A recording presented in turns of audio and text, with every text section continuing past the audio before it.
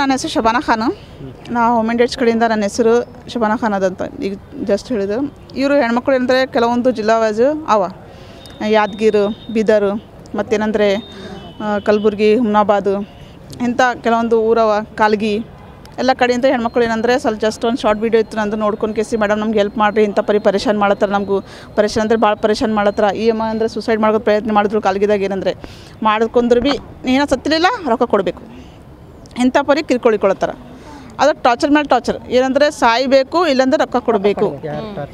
Micro ಫೈನಾನ್ಸ್ದವರು ರೊಕ್ಕ ಕೊಡಬೇಕು, ಇಲ್ಲಾಂದ್ರೆ ಸಾಯಬೇಕು ಅಷ್ಟೇ. ಈಗ ನಾ ಹೇಳ್ತೀನಿ ಸಾಯ್ತಾರ. ಸತ್ತಿದ ಮೇಲೆ ಅಂದರೆ ನೀನು ಇನ್ಶೂರೆನ್ಸ್ ರೊಕ್ಕ ತೊಗೊತೀನಿ ಕೊಡ್ತಿದ್ದಿ, ಅವ್ರ ಫ್ಯಾಮ್ಲಿ ಏನಾಗಬೇಕು, ಫ್ಯಾಮ್ಲಿದು ಏನಾಗಬೇಕು. ಇಂಥ ಪರಿ ಎಲ್ಲ ಕಡೆ ಒಂದೇ ಟಾರ್ಚರ್, ಸೇಮ್ ಟಾರ್ಚರ್. ರೊಕ್ಕ ಕೊಡ್ರಿಲ್ಲ ಸಾಯಿರಿ, ರೊಕ್ಕ ನಿಮ್ಮ ಇನ್ಶೂರೆನ್ಸ್ ಅದ, ನೀವು ಸಾಯಿರಿ, ಅವ್ರು ರೊಕ್ಕ ಹೆಂಗನ ತೊಗೋತೀವಿ ನಾವು, ಯಾಕಿದ್ದೀರಿ. ಇಂಥ ಪರಿ ಪ್ರೆಷರ್ ಹಾಕಿ ಕೇಸಿ ಏನಂದರೆ ಕೆಲವೊಬ್ಬರು ಸುಸೈಡ್ ಮಾಡ್ಕೊಂಡ್ರು.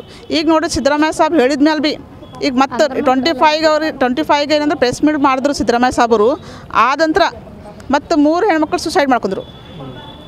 ಒಂದು ಶಾಪುರದಾಗ, ಮತ್ತೊಂದು ಮೈಸೂರದಾಗ, ಮತ್ತೊಂದು ಹೇಳಿದ್ರೆ ದಾವಣಗೆರೆ. ಏನಾದರೂ ಟಾರ್ಚರ್ ಮಾಡೋ ಸಲಕ್ಕೆ ಬಂದೀವಿ ಸಲ, ಇನ್ನಾದ್ರೂ ಭೀ ಟಾರ್ಚರ್ ಮಾಡತ್ತಾರ. ಅದು 3 ಹೆಣ್ಮಕ್ಳು ಸುಸೈಡ್ ಮಾಡ್ಕೊಂಡ್ರು. ಮತ್ತು ಅದು ಆಗಿದ್ಮೇಲೆ ಅಂದರೆ ಹುಬ್ಳಿದಾಗ ಭೀ ಒಬ್ಬಾಕಿ ಹಿಂಗೇನಂದ್ರೆ ವಿಷ ಕುಡ್ದು ಕೇಸಿ ಸಡನ್ಲಿ ಚಿಕಿತ್ಸೆ ಮಾಡ್ಕೊಂಡ್ರ ಮೇಲೆ ಅಂದರೆ 8 ತಾಸು ಅವರಿಗೆ ಅವಾಗ ಸಾಯಬಾಯಿ ಅಂತ ಹೊರಗೆ ಬಂದಿಡೋಕಿ. ಹೊರಗೆ ಬಂದಿಡಿ ಅಂದರೆ ಇದು ಏನಂದರೆ ಸಿದ್ದರಾಮಯ್ಯ ಸಾಬ್ರದ್ದು ಭೀ ಅವ್ರದ್ದು ಭೀ ವ್ಯಾಲ್ಯೂ ಇಟ್ಕೊಂಬಲಾಗ್ಯಾರ ಅವರು. ಇದ್ರ ಬಲ್ಲ ಇಷ್ಟು ಶಕ್ತಿ ಎಲ್ಲಿಂದ ಬರುತ್ತದ. ಅದು ಒಂದು ಜಿಲ್ಲಾ ವೈಸ್, ತಾಲೂಕಾ ವೈಸ್ ಅಂದರೆ 1,50,00,000 ತನಕ ಸಾಲ ಕೊಡತ್ತಾರ.